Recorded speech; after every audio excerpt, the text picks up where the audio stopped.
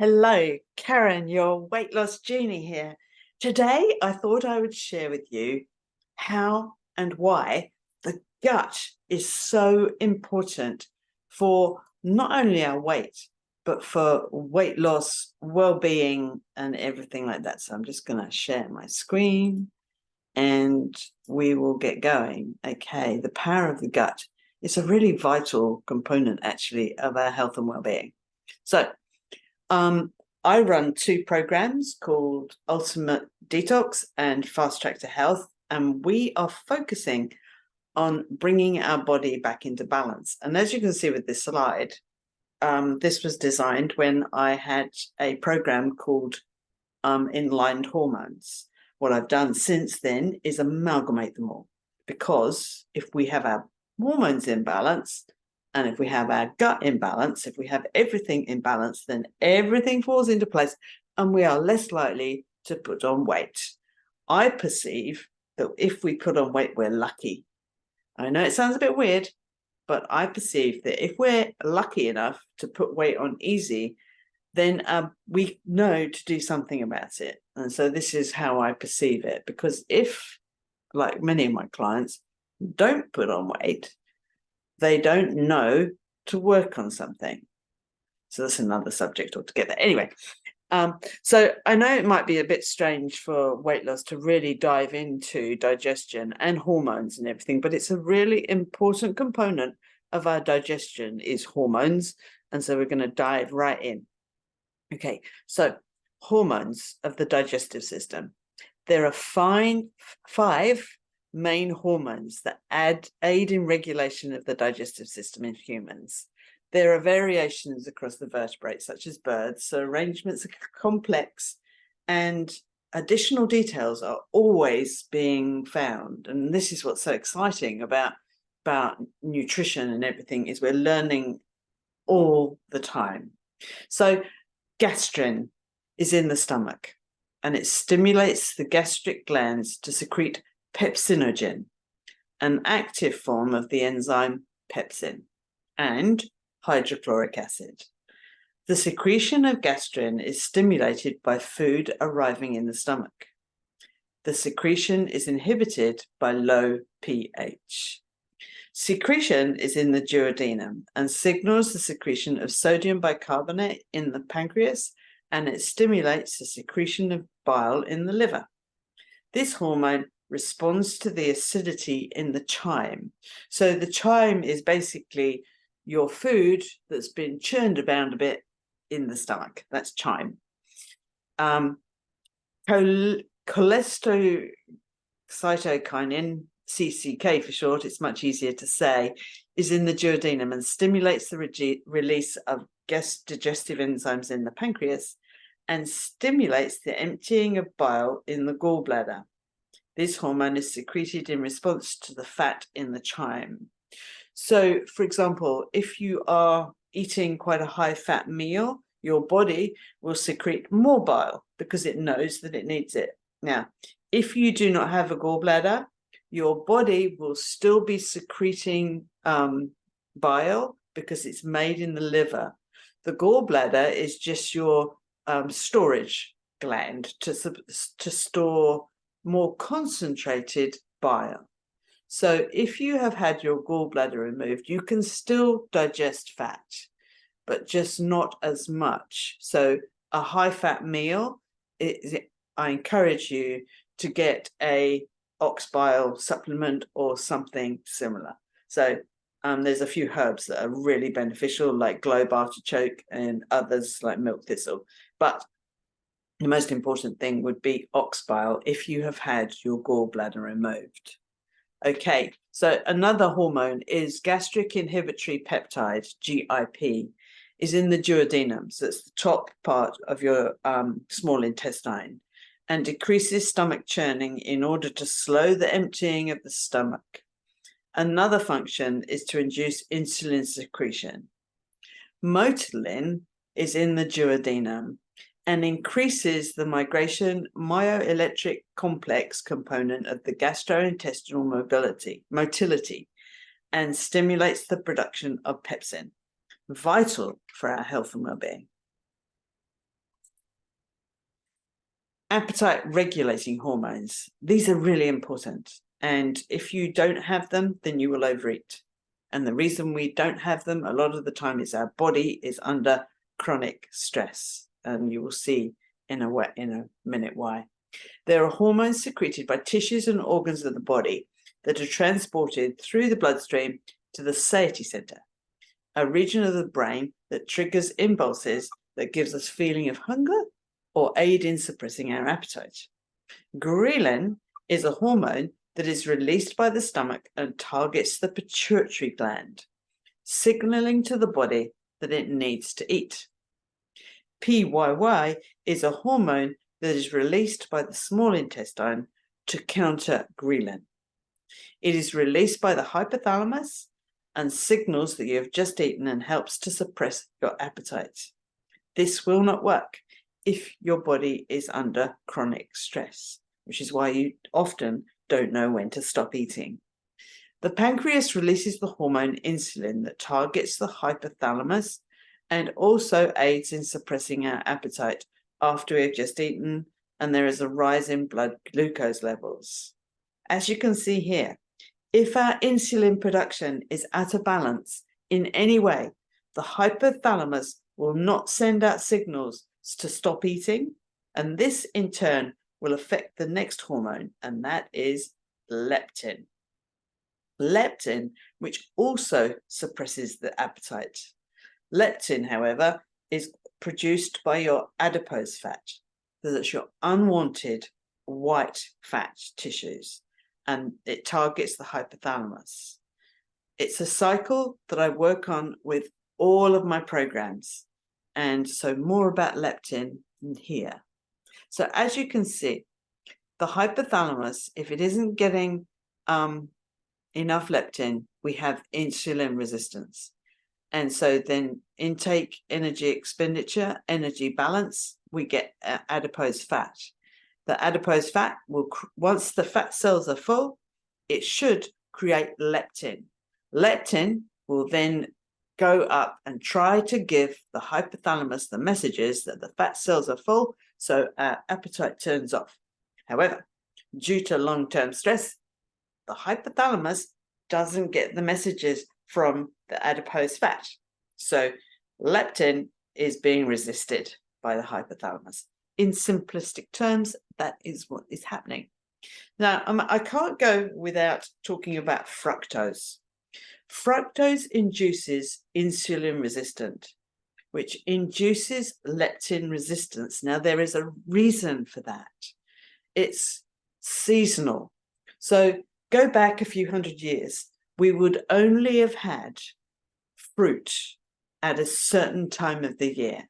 So, for example, fructose would have been available at harvest time. So that would be in the autumn. So 1 to 2 months a year. And it was followed by 4 to 5 months of winter where no food would be available.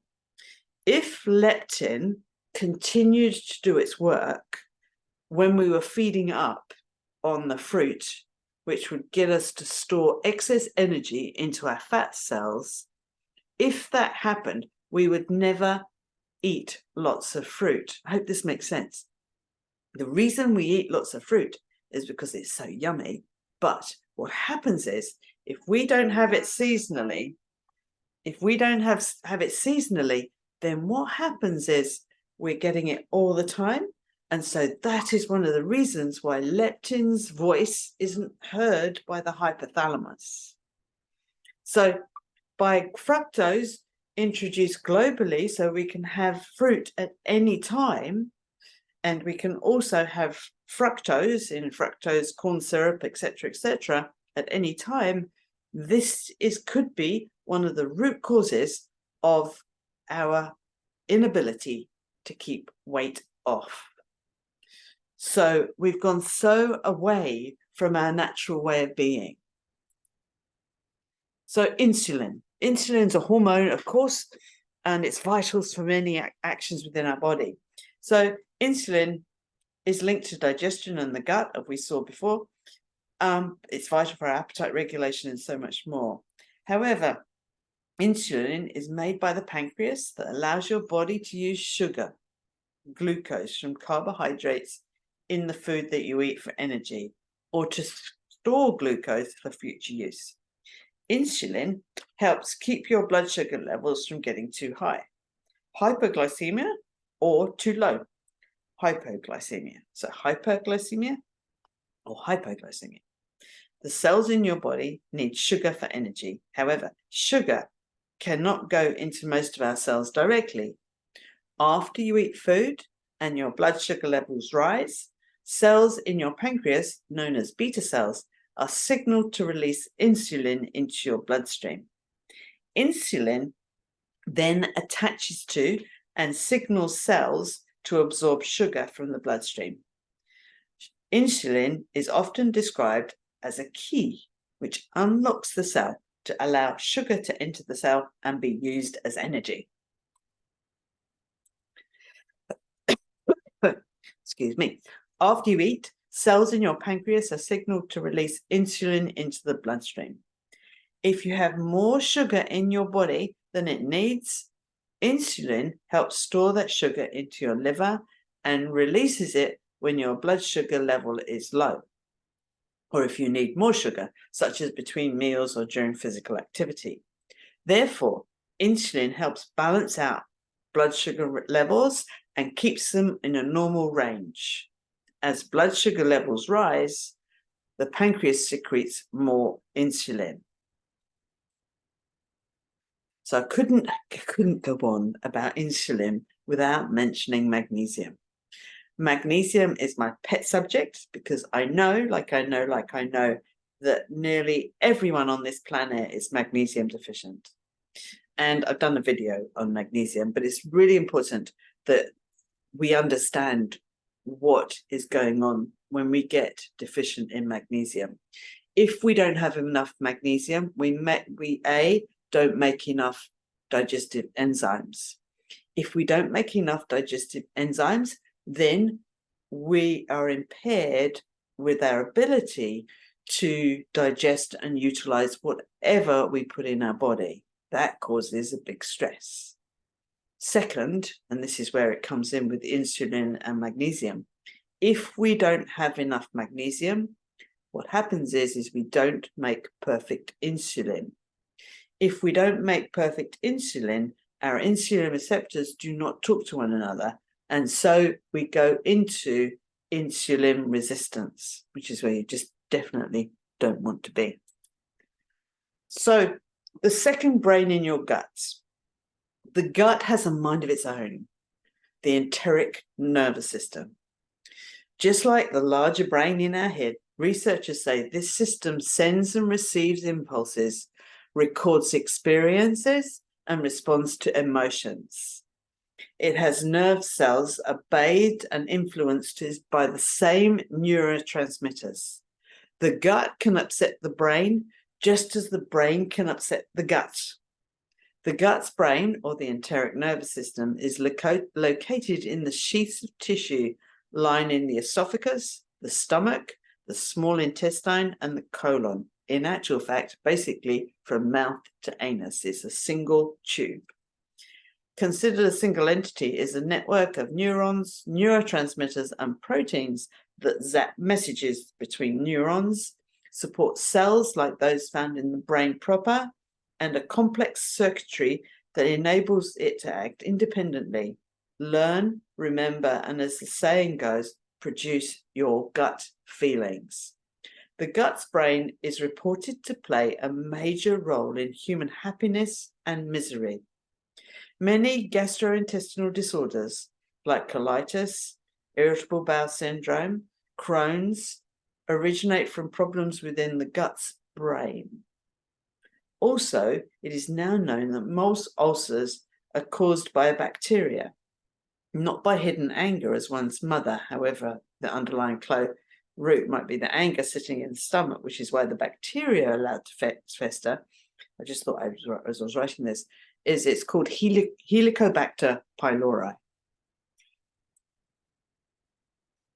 The details of how the enteric nervous system mirrors the central nervous system have been emerging in recent years. According to Michael Gershon, a professor of autonomy, and cell biology at Columbia Presbyterian Center in New York. He is one of the founders of a new field of medicine called neurogastroenterology. The gut contains over 100 million neurons, even more than the spinal cord. Major neurotransmitters like serotonin, dopamine, glutamate, norepinephrine, and nitric oxide are in the gut. Also, 24 small brain proteins called neuropeptides are there along with the major cells of the immune system. Encéphalins, member of the endorphins family, are also in the gut. The gut also is a rich source of benzodiazepines, the family of psychoactive chemicals that includes the ever-popular drugs called Valium and Xanax. In evolutionary terms, it makes sense that the body has two brains, says David Wingate, a professor of gastrointestinal science in the University of London and a consultant at Royal London Hospital. The first nervous systems were in tubular animals that stuck to rocks and waited for foods to pass by, according to Dr. Wingate. The limbic system is often referred to as the reptilian brain. As life evolved, animals needed a more complex brain for finding food and sex, and also developed a central nervous system. But the gut's nervous system was too important to put aside in the newborn head with the long connections going down the body, said Wingate. Offspring need to eat and digest food at birth. Therefore, nature seems to have preserved the enteric nervous system as an independent circuit inside higher animals. It is only loosely connected to the central nervous system and can mostly function alone without instructions from topside. However, I would say that we need both working consecutively with one another. This is indeed the picture seemed to be development, and so the neurocrest from the embryogenesis. One section turns into the central nervous system, another piece migrates to become the enteric nervous system. According to Dr. Gershon, it is only later that the two systems are connected via a cable called the vagus nerve. So the vagus nerve is becoming very, very popular of late. And the second brain sends signals to the gut by talking to a small number of command neurons, which in turn sends signals to the gut interneurons that carry messages up and down the pike. Both command neurons and interneurons are spread throughout the two layers of gut tissue called the myoenteric plexus and the submucosal plexus. Command neurons control the pattern of activity in the gut. The vagus nerve only alters the volume by changing its rate of firing. The plexuses also contain glial cells that nourish neurons, mast cells involved in immune responses, and a higher blood-brain barrier that keeps harmful substances away from the important neurons. They have sensors for sugar, protein, acidity, and other chemical factors that might monitor the progress of digestions, determining how the gut mixes and propels its contents. As light is shed on the circuitry between the two brains, researchers are beginning to understand why people act and feel the way they do.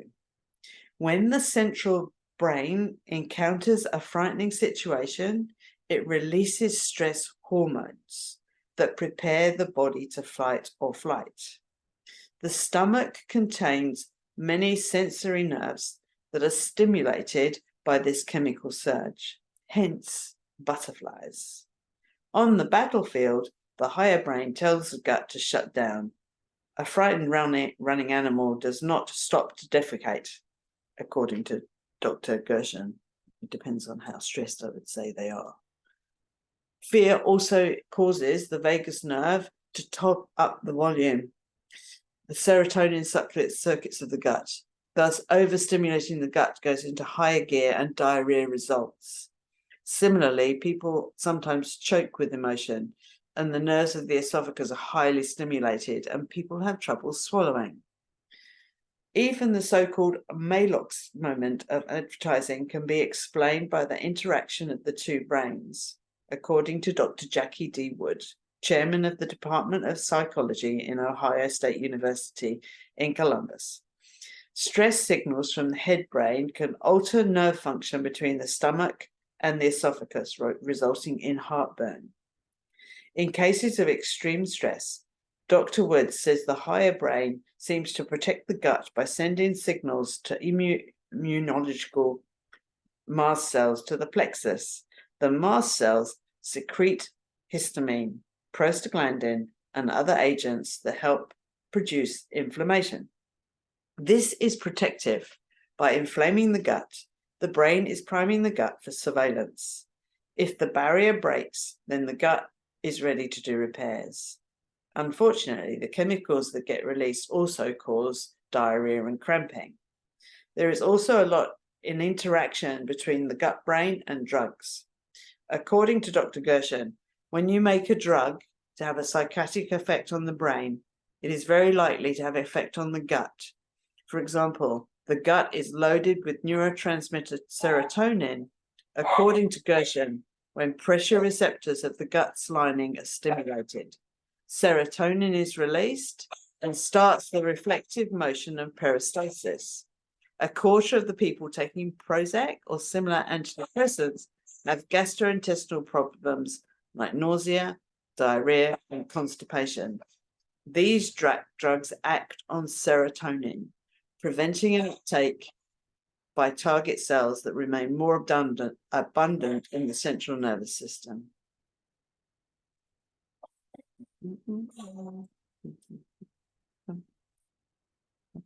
Sorry, I'm just going to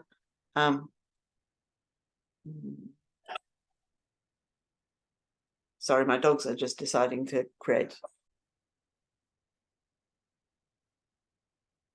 Okay, so I also wanted to talk to you a little bit about a bit more in the side effects of the gut, like Prozac.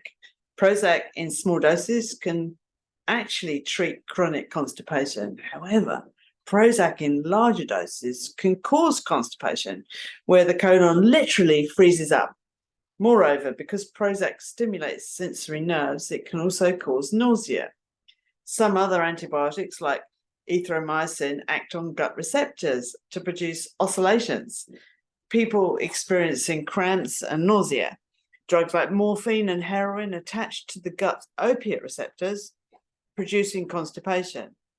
Both brains, and I'll repeat this again, both brains can be addicted to opiates. Victims of Alzheimer's and Parkinson's disease suffer from constipation. The nerves in their gut are as sick as the nerve cells in the brain. Just as the central brain affects the gut's brain can talk back to the head. Most of the gut sensation that enter conscious awareness are negative things like pain and bloatedness. The question has been raised, why does the human gut contain receptors for benzodiazepine, a drug that relieves anxiety? This suggests that the body produces its own internal source of the drug. According to Dr. Anthony Bassel, a neurochemist in the neuroscience laboratory in the National Institute of Health in Bethesda, MD, and an Italian scientist made a startling discovery. Patients with liver failure fall into a deep coma. The coma can be reversed in minutes by giving the patient a drug that blocks benzodiazepine. When the liver fails, substances usually broken down by the liver get into the brain. Some are bad, like ammonia and mercaptan, which are like smelly compounds that skunks spray on you. But a series of compounds that are also identical to benzodiazepine is we don't know if they come from the gut itself, bacteria in the gut, or from food. But when the liver fails, the gut's benzodiazepine goes straight to the brain, knocking the patient unconscious. Isn't that blooming amazing? I just can't believe how interesting this all is. So I'm just going to share with you, sorry, the sun's all of a sudden just decided that it's going to come out. And so I'm just going to share the screen again.